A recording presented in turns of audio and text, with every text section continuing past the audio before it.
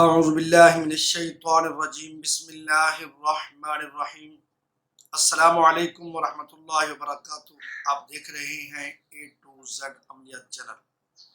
جیسا کہ آپ کو معلوم ہے کہ پچھلی دو ویڈیو میں نے جو اپلوڈ کی ہیں، یہ بھی اسی طرح کی ایک ویڈیو ہے۔ اس میں نے آپ کو بتانا یہ ہے کہ ہم وظیفہ یا کوئی بھی عمل کرتے ہیں اس کے اندر اثر کیوں نہیں ہوتا، جبکہ صحابہ اکرام علیہم الرضوان کوئی بھی دعا کرتے تھے، کوئی بھی وظیفہ پڑھتے تھے، فوراً عمل ہو جاتا تھا، فوراً اس کا اثر ہو جاتا تھا، فوراً ہی اس کا ان کو فائدہ مل جاتا تھا۔ آج کل ہم کوئی بھی عمل کرتے ہیں یا کوئی بھی وظیفہ پڑھتے ہیں تو اس کی زکوٰۃ بھی دیتے ہیں، چلا کرتے ہیں، دعائیں مانگتے ہیں، لیکن اس کے باوجود بھی اثر نہیں ہوتا۔ تو یاد رکھیں کہ اللہ تعالیٰ نے کلام کے اندر اثر رکھا ہے، اللہ نے قرآن کے اندر شفا رکھی ہے۔ اللہ نے فرمایا ہے وَنُنَزِّلُ مِنَ الْقُرْآنِ مَا هُوَ شِفَاءٌ، اور آقا کریم علیہ السلام نے فرمایا دعا تقدیر کو تبدیل کر دیتی ہے۔ جب دعا تقدیر کو تبدیل کر دیتی ہے، قرآن کے اندر اثر موجود ہے اور قرآن کے اندر شفا موجود ہے، اس کے باوجود ہم وظائف یا عملیات کے اندر صحیح معنی کامیابی حاصل نہیں کر پاتے۔ اس کی کیا وجہ ہے؟ سمپل ہے، آسان ہے۔ اس کی وجہ یہ ہے کہ ہمارے اندر وہ تاثیر نہیں ہے جو ہم قرآن سے صحیح معنی مستفید ہو سکے۔ ہمارے اندر وہ قوت نہیں ہے جس کو ہم نورانی قوت یا نورانی طاقت کہہ سکتے ہیں، وہ نہیں ہے جس کی بنا پر ہم کامیابی حاصل کر سکیں۔ اس کو ایک مثال دے کر واضح کرنا چاہتا ہوں کہ ہر گھر کے اندر بجلی موجود ہے، اور بجلی، یہ جو بجلی ہے، اس سے جب ہم پنکھا چلاتے ہیں یا بلب چلاتے ہیں یا کوئی بھی چیز ہم روشن کرتے ہیں تو یہ دو طریقوں سے ہوتی ہے۔ اس ایک طرف سے اس کو کرنٹ مل رہا ہوتا ہے اور دوسری طرف سے اس کو ارتھ مل رہا ہوتا ہے۔ جب کرنٹ اور ارتھ ملتا ہے تو ہم اس سے مستفید ہو سکتے ہیں، اس سے فائدہ اٹھا سکتے ہیں، یعنی اس سے پنکھا بھی چلا سکتے ہیں، اس سے ہم روشنی بھی کر سکتے ہیں۔ تو سامعین محترم، اسی طرح کلام کے اندر اثر تو موجود ہے، تاثیر تو موجود ہے، لیکن ہمارے اندر نہیں ہے۔ اگر ہمارے اندر ہو تو پھر ہم قرآن کے ساتھ صحیح معنی منسلک ہو کر ہم اس سے مستفید ہو سکیں گے۔ تو میں ایک دو مثالیں آپ کو دیتا ہوں کہ صحابہ اکرام علیہم الرضوان نے کس طرح انہوں نے کلام پاک سے اثر حاصل کیا، آقا کریم علیہ السلام کی بتائے ہوئی دعاؤں سے کس طرح انہوں نے اثر حاصل کیا۔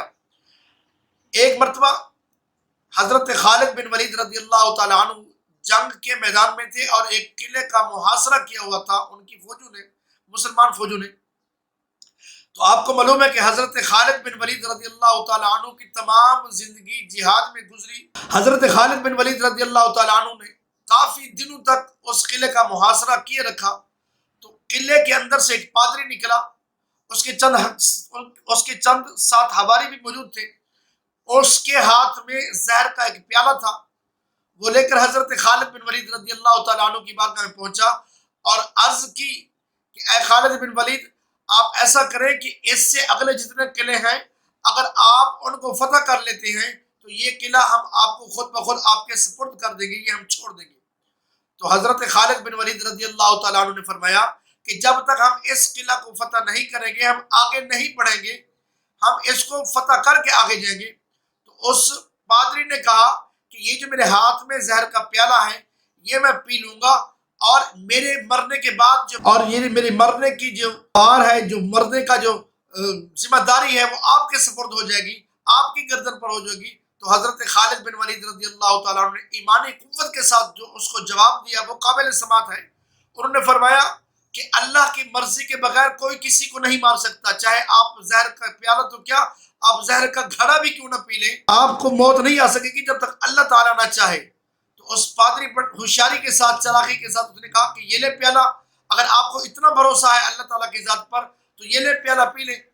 تو حضرت خالد بن ولید رضی اللہ تعالیٰ عنہ کو اللہ تعالیٰ کی ذات پر اتنا یقین تھا کہ اللہ کے علاوہ کوئی کسی کو نہیں مار سکتا، تو انہوں نے اس پادری کے ہاتھ سے وہ زہر کا پیالہ لیا اور نوش کر لیا، پی لیا۔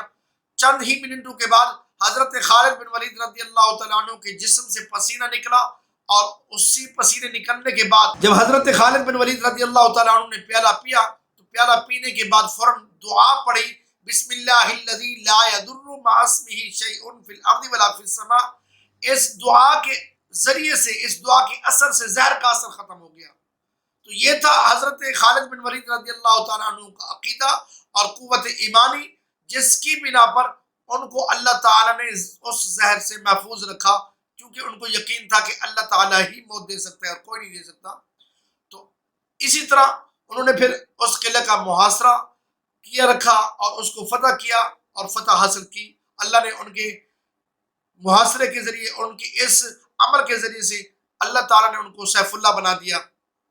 اسی طرح ایک مرتبہ صحابہ کرام علیہم الرضوان کی ایک جماعت کہیں سفر پر تھی، تو جب اس علاقے سے گزر رہے تھے، اس علاقے والوں سے پانی طلب کیا تو انہوں نے پانی دینے سے انکار کر دیا۔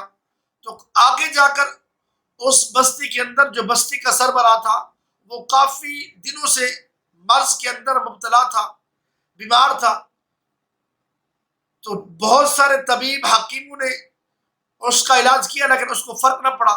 تو صحابہ کرام علیہم الرضوان نے اس بندے پر سمپل ایک سورۃ فاتحہ پڑھ کر اس پر دم کر دیا، اور اسی وقت اس کو شفا ملی۔ جب اس کو شفا ملی تو اس بندے نے صحابہ کرام علیہم الرضوان کو بہت سارے جانور دیے، بہت ساری بھیڑ بکریاں دی، جس کو لے کر صحابہ کرام علیہم الرضوان مسجد نبوی میں پہنچے اور آقا کریم علیہ السلام کی بارگاہ میں عرض کی، بتایا۔ تو آقا کریم علیہ السلام نے فرمایا، یہ جتنے بھی جانور آپ کو ملے ہیں یہ آپس میں تقسیم کر لو، اور ان میں سے کچھ جانور میرے لیے بھی نکال لینا، میرا بھی حصہ بھی نکال لینا۔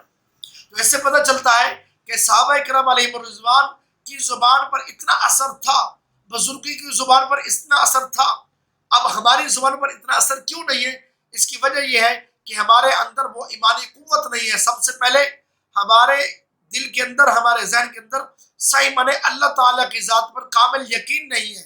اس کے بعد جو اللہ تعالیٰ نے ہم پر جو فرائض، جو احکامات لازم کیے ہیں، ہم اس کی صحیح معنی ذمہ داری ادا نہیں کرتے، صحیح معنی ہم اس کا حق ادا نہیں کرتے۔